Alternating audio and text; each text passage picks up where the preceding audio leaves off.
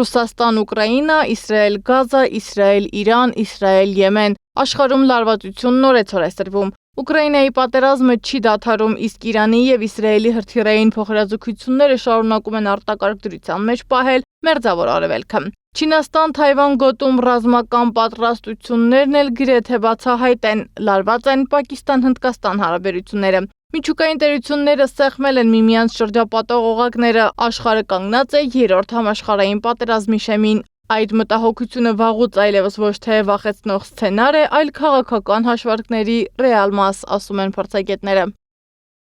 Ի տարբերություն առաջին եւ երկրորդ համաշխարհային պատերազմների հիմա կա միջուկային զենք եւ մի շարք պետություններ ունեն միջուկային զենք, հետեւաբար այդ իմաստով համաշխարհային պատերազմ, այսինքն կրկնություն այն ամենի, ինչ տեղի է ունեցել առաջին եւ երկրորդ համաշխարհային պատերազմների ժամանակ, զուտ ռազմական իմաստով ես դրա հավանականությունը գնահատում եմ շատ ցածր։ Լարվածության քարտեզն օրեցօր ընդլայնվում է, այս ամենը տեղի ունենում այն ժամանակ, երբ միջուկային տերությունները, Միացյալ Նահանգները, Չինաստանը, Ռուսաստանը, Իսրայելը հստակ ուղերձներ են հղում, պատրաստ են յուրաքանչյուր սցենարի։ Եթե հանկարծ նաև հարցին միջամտի մյուս կողմից նաև Չինաստանը, օրինակ, ապա ուղղակի պատկերացնել չի լինի, թե հետագա իրադարձությունների հետագա զարգացումը ինչ ընթացք կունենա։